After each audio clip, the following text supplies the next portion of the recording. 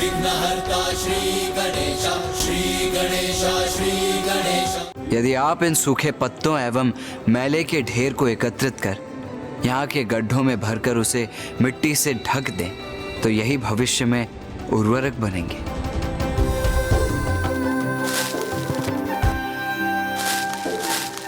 अरे वाह, इससे तो एक पंथ दो काज हो गए, गड्ढे भी भर गए और भविष्य के लिए उर्वरक की व्यवस्था भी हो गई। ब्राह्मण देवता, अब हम इन गोबर के उपलों का क्या करें? इस गोबर के उपले में अग्नि प्रज्वलित कीजिए। जी।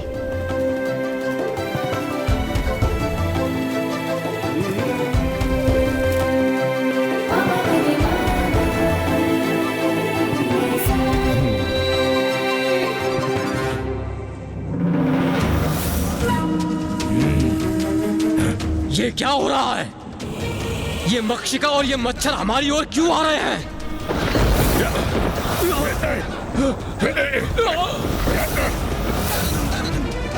ये कौन अदृश्य वार करके हमें प्रताड़ित कर रहा है? हमारा आकार क्यों घट रहा है? हमारे कीटाणु ही हम पर आक्रमण कर रहे हैं।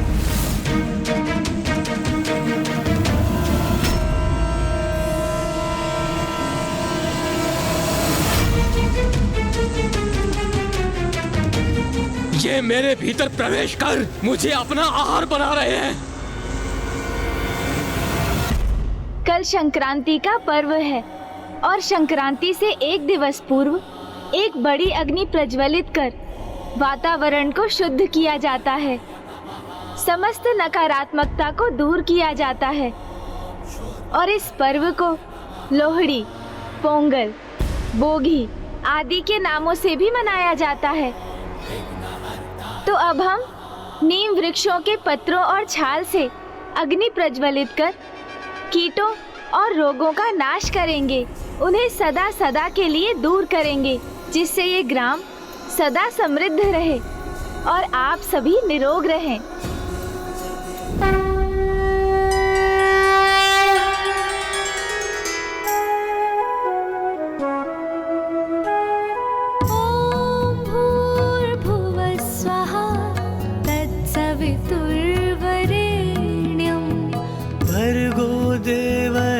धीमहि धियो यो नः प्रचोदयात्। ॐ भूर्भुवः स्वः तत्सवितुर्वरेण्यम्। भर्गो देवस्य धीमहि धियो यो नः प्रचोदयात्। ॐ भूर्भुवः स्वः तत्सवितुर्वरेण्यम्। ये धूम्र हमें लील रहा है और हमारा आकार भी घटता जा रहा है। गरल और तरल का विनाश हुआ, अर्थात अस्वच्छता नष्ट हुई। प्रभु, आप तो हमारे लिए ईश्वर समान हैं। हमारे प्राणों की रक्षा करने हेतु आप दोनों को कोटि कोटि प्रणाम। आपने उचित समय पर आकर इतने अल्प समय में हमारे ग्राम को नष्ट होने से बचा लिया, इसलिए आप कोई साधारण मनुष्य नहीं हो सकते। आप अवश्य कोई दिव्य व्यक्तित्व हैं।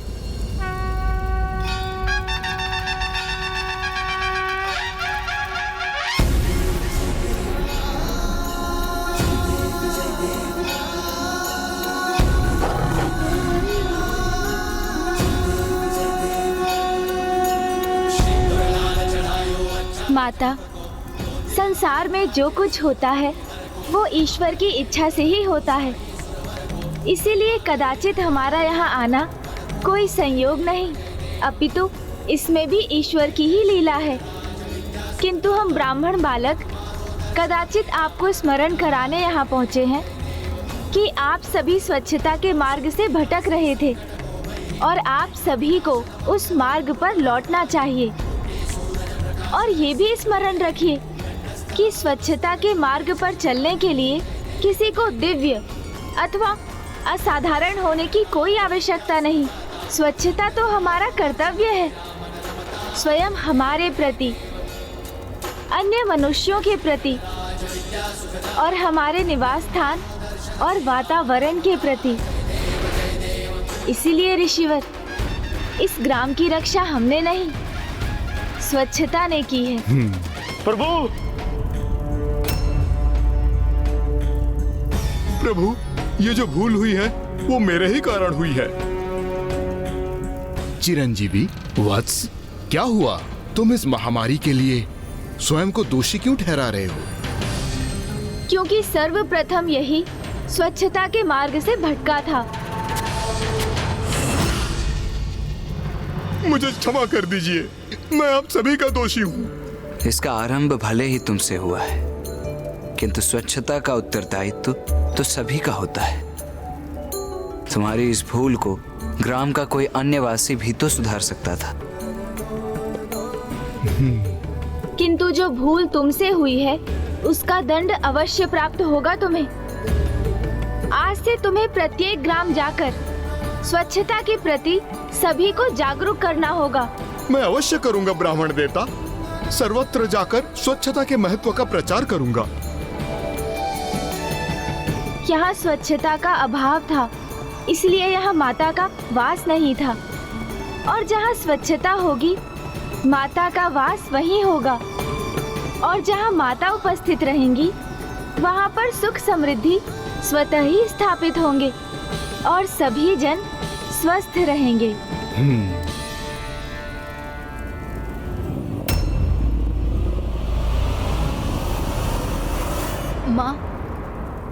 माँ, मुझे भूख लग रही है।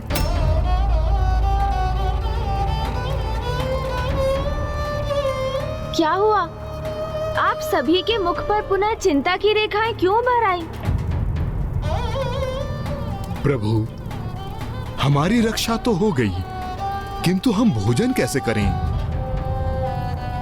अर्थात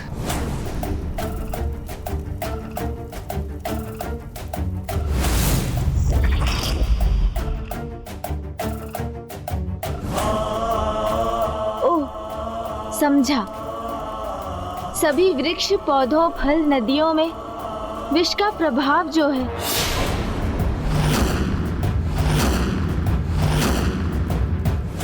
यहाँ भोजन उपलब्ध कराने हेतु संपूर्ण प्रकृति को यथावत होना होगा, शुद्ध होना होगा, जो माँ के यहाँ आने से ही संभव हो सकता है।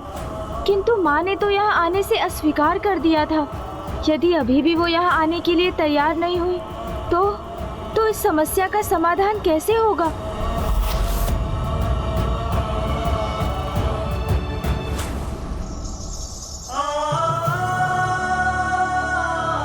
माँ,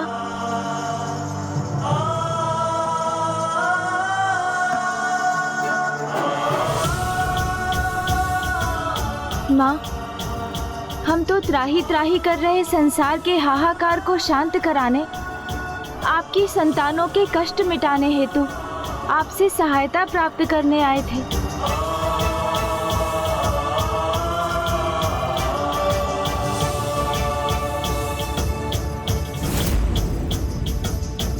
आपसे ये पूछने के लिए मुझे क्षमा करें माँ, किंतु क्या आपने हमसे असत्य कहा? हमें मना करने के पश्चात क्या आप स्वयं ग्रामीणों की सहायता के लिए गई थी माँ?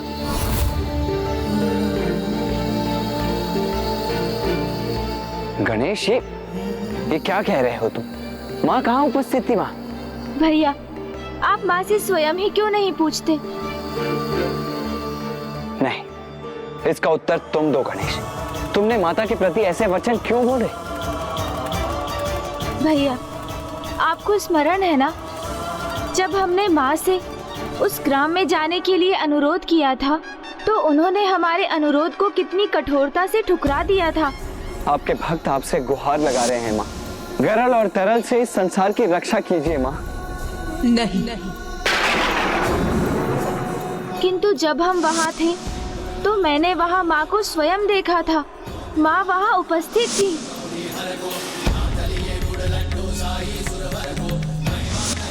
माँ को देखा था?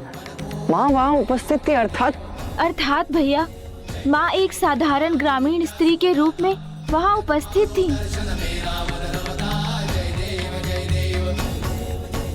माँ ने पूर्व में ही वहाँ प्रकट हो अपने भक्तों को कष्टों से मुक्त क्यों नहीं किया? तो फिर गुप्त रूप से उनकी सहायता करने वहाँ क्यों गई माँ?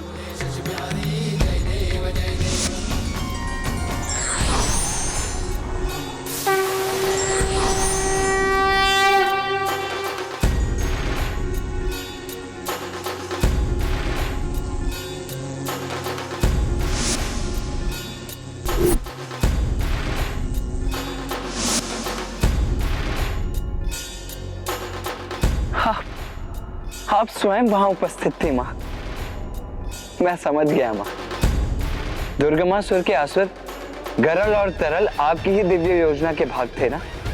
और वो दिव्य योजना क्या थी पुत्र, और क्या ध्येय था उसका? अपने भक्तों को ये शिक्षा देना कि आप उनकी रक्षा के लिए सदा तत्पर हैं, किंतु उन्हें भी अपने कर्तव्यों के प्रति जागरूक रहने की आवश्यकता है। भक्ति और प्रार्थना आवश्यक है, किंतु उनके साथ परिश्रम रूपी साधना भी अनिवार्य है। हाँ पुत्र, जगत माता हूँ मैं, जगत जननी हूँ मैं। मेरा आशीष सदा अपने सभी भक्तों पर बना रहता है, किंतु मेरी कृपा, मेरा दर्शन प्राप्त करने के लिए मेरे सभी भक्तों को सात्विक जीवन का चुनाव करना अनिवार्य है। और मात्र भीतर से ही नहीं, अपितु बाहर से भी सात्विक होना। ऐसी दिनचर्या का पालन करना अनिवार्य है जिससे आपके भक्त सदा स्वच्छ रहें। मुझे स्मरण है माँ कि आपने भी मुझे यही प्रथम शिक्षा दी थी।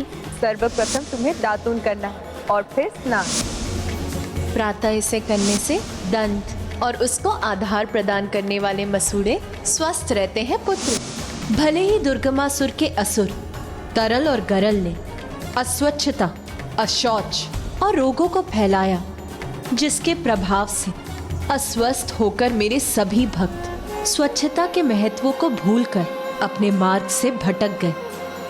किंतु तब तुमने और पुत्र कार्तिकेय ने वहां जाकर सभी ग्रामवासियों को स्वच्छता के लिए जागृत किया, और जहां मेरी सहायता की आवश्यकता थी वो मैंने की। सत्य है माँ, आपकी लीला अद्भुत है। अपने भक्तों के प्रति आपके हृदय में अतुलित प्रेम है।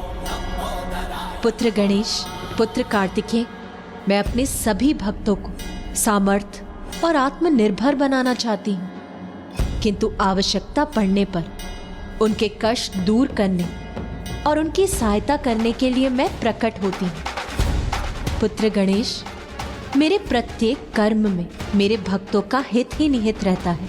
पुत्र कार्तिकेय, पुत्र गणेश,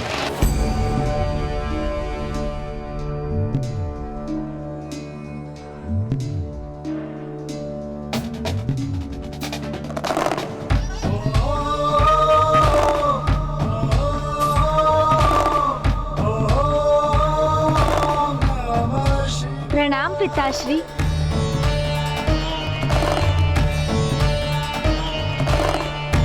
माता, आपकी लीला और प्रथम पूज्य गणेश जी और देव सेनापति कुमार कार्तिकेय के मार्गदर्शन और सहायता से पृथ्वी पर सब कुछ स्वच्छ हो चुका है। किंतु माता, जीव जंतु खाएंगे क्या? क्योंकि वनस्पति और फल अभी भी विषैले हैं। आपको अपने भक्तों की सहायता के लिए कुछ करना ही होगा माता। ओम जयंती मंगला काली भद्रकाली कपालिनी। हाँ माँ, भोजन के लिए उनके पास कुछ भी शेष नहीं है। वो भूख से बिलख रहे हैं माँ, और आपसे सहायता की गुहार लगा रहे हैं। उनकी सहायता के लिए कुछ तो कीजिए माता।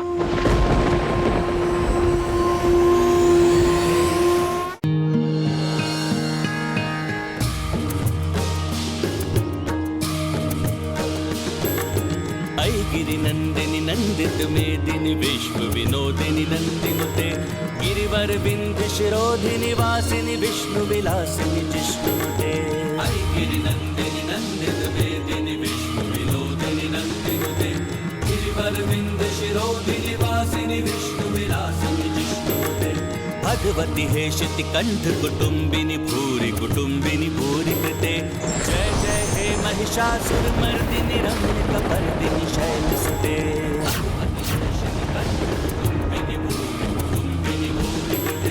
जय जय हे महिषासुरमर्दिनि रम्यकपर्दिनि शैलसुते।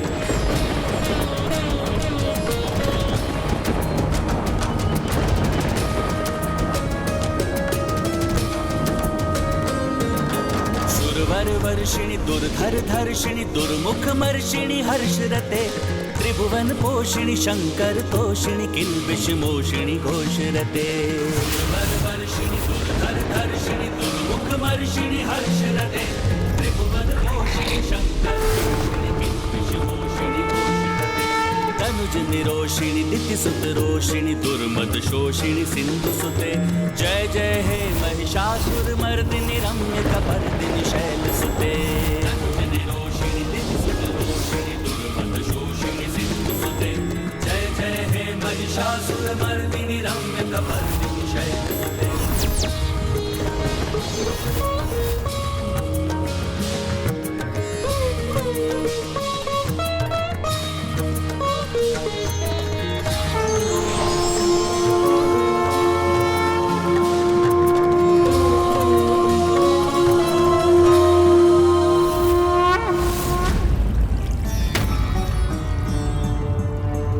माँ, अब आपको ही कुछ करना होगा। हाँ माँ, क्योंकि अब इस स्थिति को केवल और केवल आप ही सुधार सकती हैं माँ।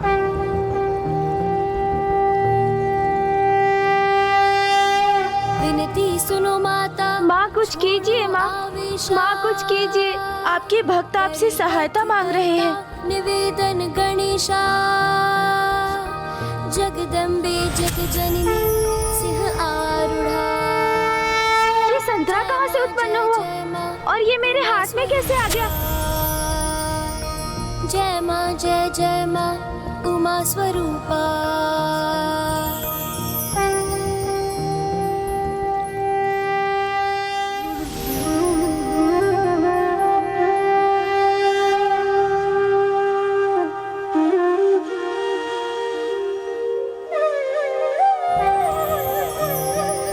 माता अपने नवीन रूप में आ रही है।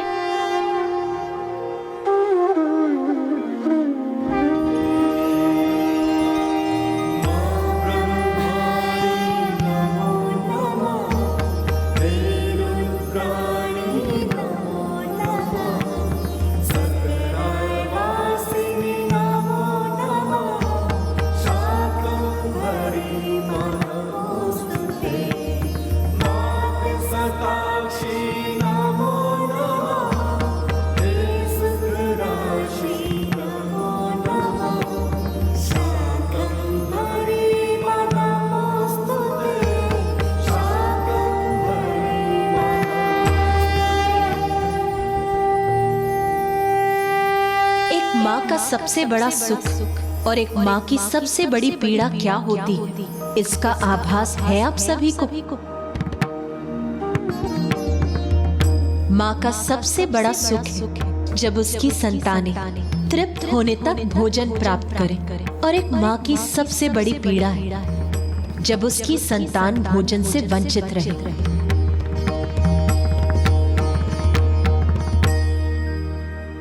नहीं, मैं अपनी संतानों को भूखा कदापि नहीं रहने दूंगी।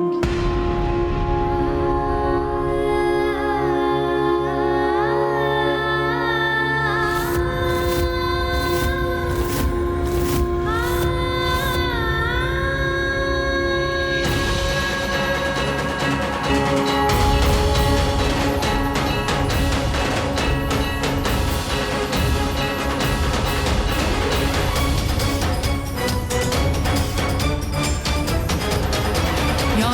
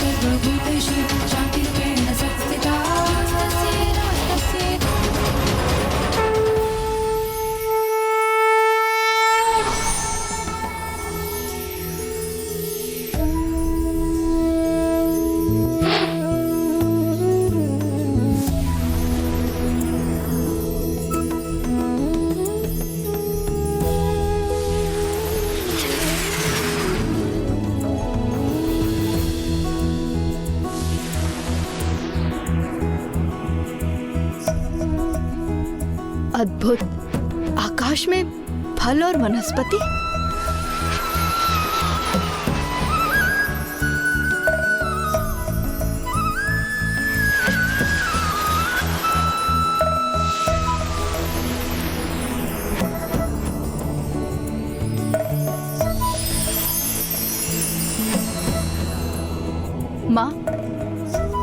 माँ देखो,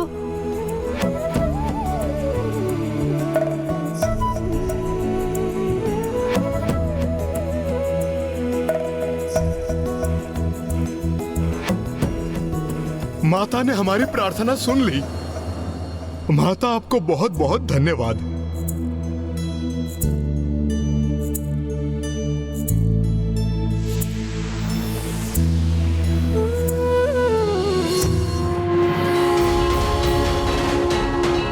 अब हमें फल और वनस्पति प्रचुर मात्रा में उपलब्ध है।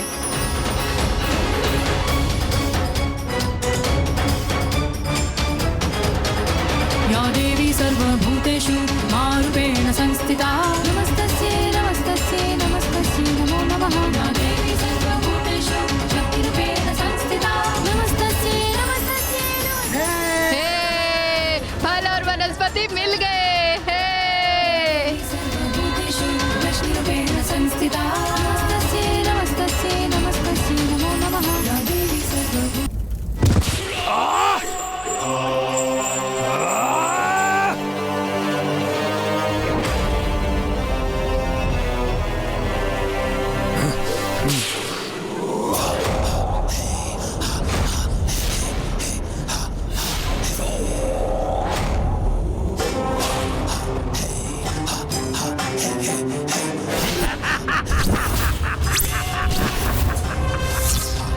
एक नवीन फल, अर्थात गरल तरल असफल हो गए। संसार में आज स्वस्थ और रोगों को फैलाने में असफल रहे वो।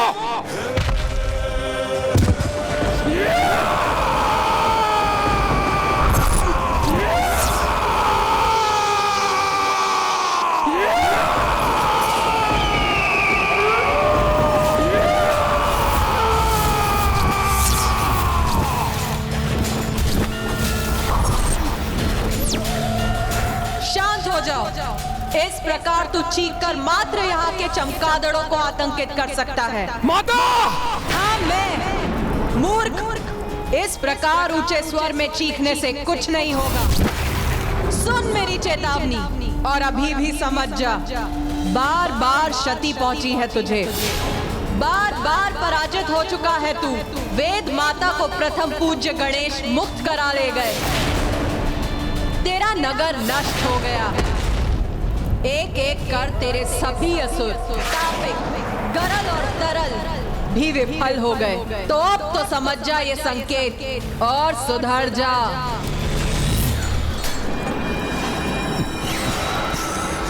इसमें आपका दोष नहीं है माता। ये तो माँ का कर्तव्य है कि वो अपनी संतान और अपने भक्तों की चिंता करे।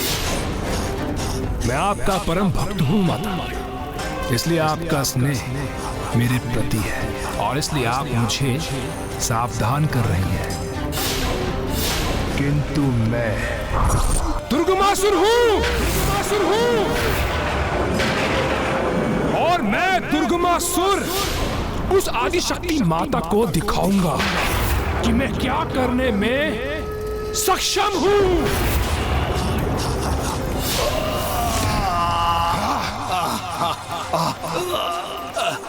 रक्षा कीजिए महाराज, सहायता कीजिए महाराज। सहायता की आवश्यकता दुर्बलों को पड़ती है। दुर्गमासुर के राज्य में ऐसे दुर्बलों का कोई स्थान नहीं है।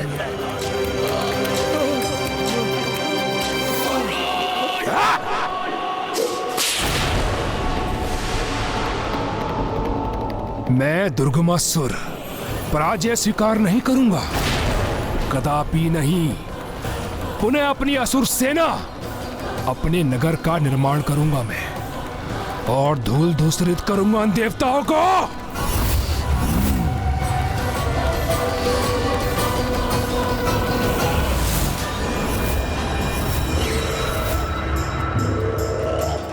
असुर, मेरे पिता महान असुर रूरू का वध किया था उस देवी ने।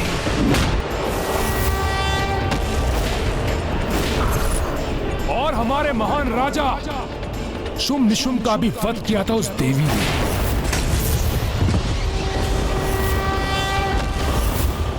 और आज वही देवी तुम्हारे महाराज दुर्गमासुर का वध करने का प्रयास कर रही है।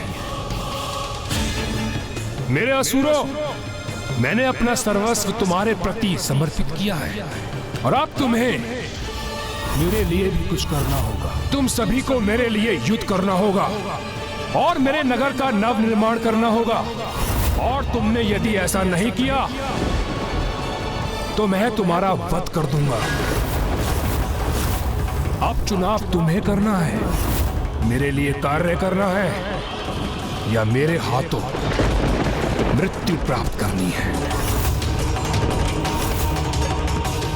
अवश्य महाराज, अवश्य महाराज, हम आपके साथ हैं महाराज। असुर राज दुर्गमासुर की। दुर्गमासुर पराजित नहीं हुआ है, वो तो पुनः खड़ा हुआ है। मैं पुनः खड़ा हुआ हूं। दुर्गमासुर, दुर्गमासुर, दीपक की ज्योति भी बुझने के पूर्व एक बार अवश्य फड़फड़ाती है। तेरे साथ भी अभी वही हो रहा है, क्योंकि तू सुधरेगा नहीं।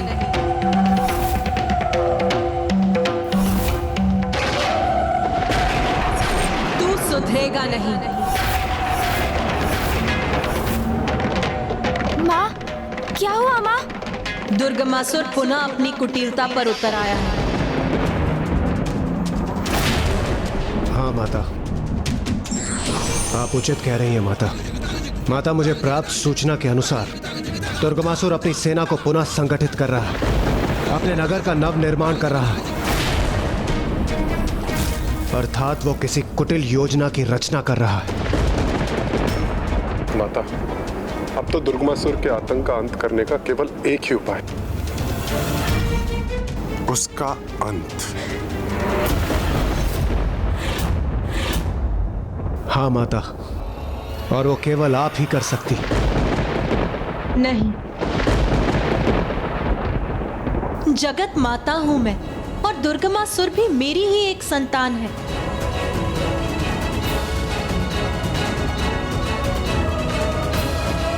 किंतु दुर्गमासुर तो दुष्टता की पराकाष्ठा है माँ।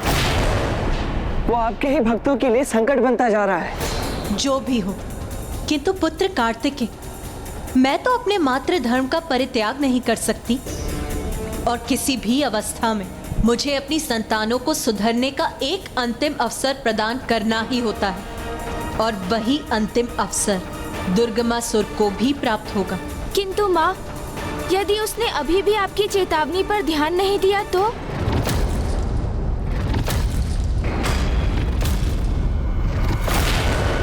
फिर उसका अंत निश्चित है। तो फिर उसका अंत निश्चित है। तो फिर उसका अंत निश्चित है। देवी काल रात्रि, देवी काल रात्रि,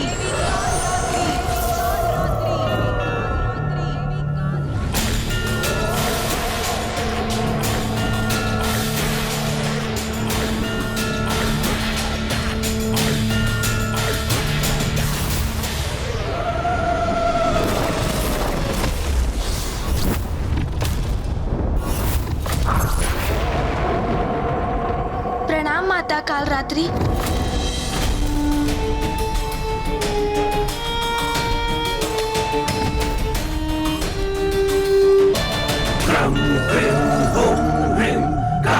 आपने मेरा आवाहन किया माता, आदेश दीजिए। देवी काल रात्रि, आप मेरी और स्वामी की दूत बनकर जाइए और दुर्गमासुर को समझाइए। और उनके लिए मुझे किन साधनों का प्रयोग करना होगा माता? नहीं देवी कालरात्रि, ये उसकी अंतिम चेतावनी है। आप उसे समझाने का प्रयास कीजिए, क्योंकि शांति संधि में ही संसार का हित है। इसीलिए उसे समझाने का प्रयास करिए कि वो पाप का परित्याग करे, अन्यथा उसका पतन उसका विनाश होकर ही रहेगा।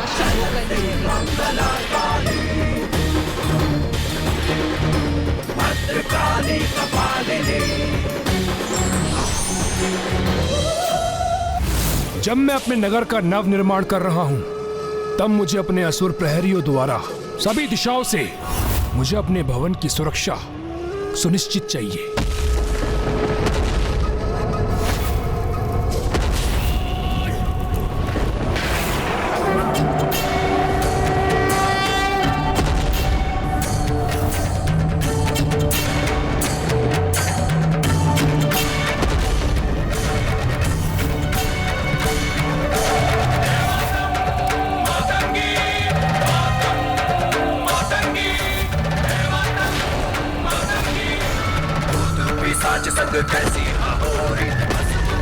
ये क्या है? क्या ये किसी संकट के आने का संकेत है या कोई शत्रु आ रहा है यहाँ? सावधान रहो।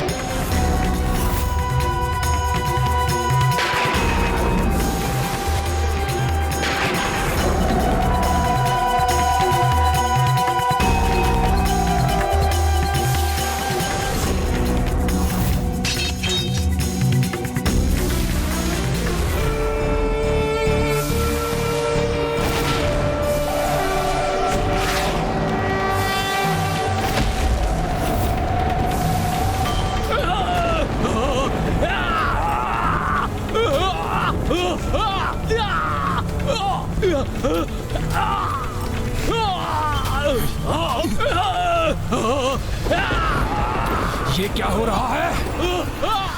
माता कालरात्रि तो आपकी सबसे उग्र और कठोर स्वरूप है और वो तो युद्ध के लिए तत्पर है, किंतु आपने उन्हें ही दुर्गमासुर के पास उसे अंतिम चेतावनी देने भेज दिया। माँ, पुत्र गणेश, अंतिम चेतावनी कभी विनम्रता से नहीं दी जाती। दुर्गमासुर जैसे दुष्ट असुर को यदि उचित पद दिखाने के लिए यदि अपनी उग्रता का परिचय देना आवश्यक हो तो वो भी करना होगा, क्योंकि जो दुर्बल है वो कभी शांति स्थापित नहीं कर सकते और अपने शत्रु से शांति वार्ता करने हेतु उसे अपनी शक्ति का परिचय कराना आवश्यक होता है।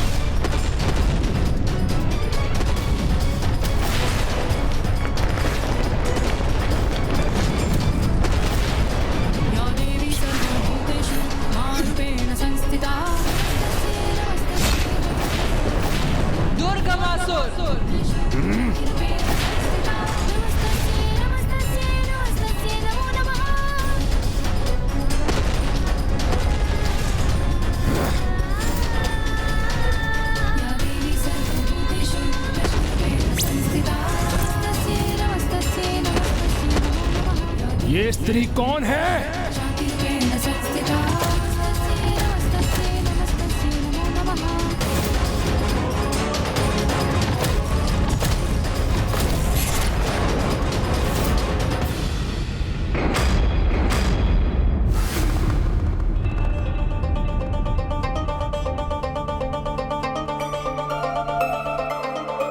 माता कालरात्रि के क्रोध का ज्वालामुखी तो कभी भी फट सकता है। नहीं देवराज, अभी ऐसा कदापि नहीं होगा, क्योंकि मैंने उन्हें वहां युद्ध के लिए नहीं, शांति वार्ता के लिए भेजा।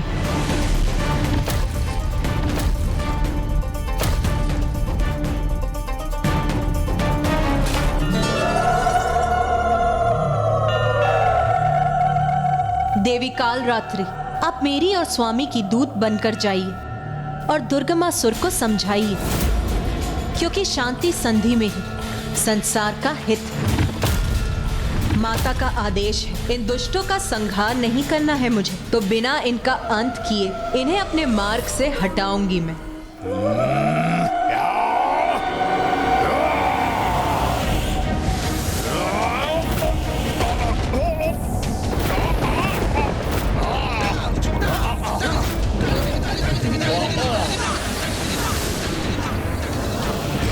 अरे ये क्या हो रहा है?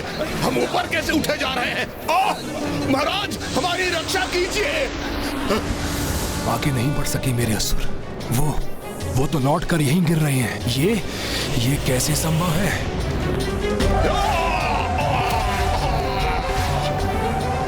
ये किसका आगमन हुआ है यहाँ?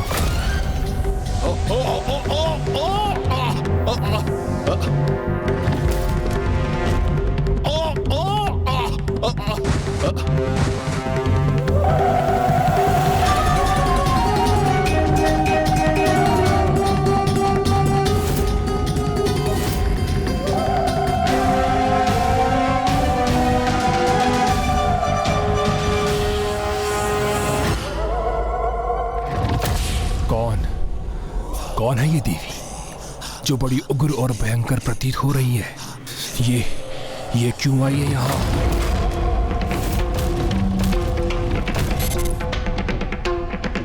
दुर्गमासुर, रोको अपने असुरों को। अस्त्र झुकाने का आदेश दो इन्हें। मैं यहाँ युद्ध करने नहीं, शांति स्थापित करने आई हूँ। शांति का प्रस्ताव लेकर आई हो तुम? तो तुम्हें ज्ञात हो ही गया कि मैं अपने बल से कितना आतंक मचा सकता हूं।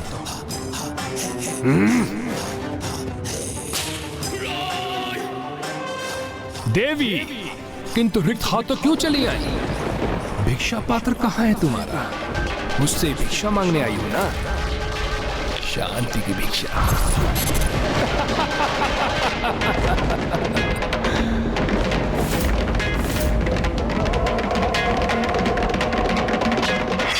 अरे इसमें इतना क्रोधित होने की क्या आवश्यकता है देवी? तुम मुझसे कुछ मांगने आई हो ना? शांति की भिक्षा, तो उसके लिए भिक्षा तो मांगनी होगी, किंतु तुम्हें नहीं। उस महादेव पुत्र को अन्य देवी देवताओं के साथ भिक्षा पात्र लेकर आना ही होगा और मेरे समक्ष शीश झुकाकर शांति की भीख मांगनी होगी। और मेरे सामने शीश झुकाकर, गिड़गिड़ाकर शांति की भीख मांगनी होगी मुझसे।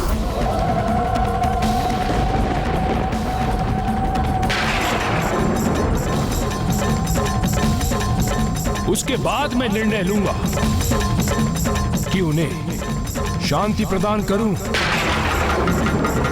अथवा उनके शीश उनके धड़ से विलग कर उन्हें मृत्यु दे।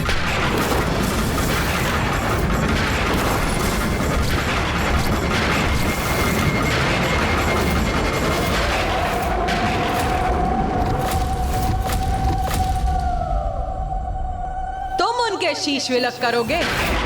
इतना सामर्थ्य नहीं है तुम में। मृत्यु का संकट तो तुम पर और तुम्हारे इन असुरों पर मंडरा रहा है।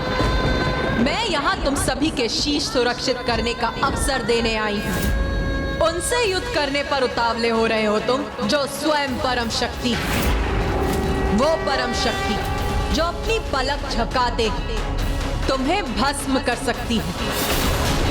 अरे दुष्ट, स्वयं आदि शक्ति ने जिस संसार की रचना की, जिस संसार में सभी जीव अपनी अपनी सीमाओं पर आनंद पूर्वक जीवन व्यतीत करते हैं, उस संसार को संकट में डालना चाहते हो तुम।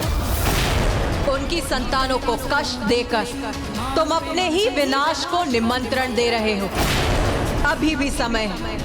पाप का त्याग करो, दुष्कर्मों का परित्याग करो, सुकर्म करो। उसी में तुम्हारी भलाई है दुर्गमासुर, और तुम्हें यही समझाने में यहाँ आई हूँ। देवी, इतनी दूर से तुम मुझे ये समझाने आई हो कि जगत जननी का संसार कैसा है और मैं एक अच्छा बालक बनकर उसके संसार में वास करूं। देवी, तुम मुझे मूर्ख पुकार रही थी ना, किंतु वास्तविकता तो ये है कि मूर्खतापूर्ण संवाद तो तुम मुझसे कर रही हो। ये ऐसी उद्दंडता करने का दुस्साहस भी कैसे किया इसने? विनाश काले विपरीत बुद्धि।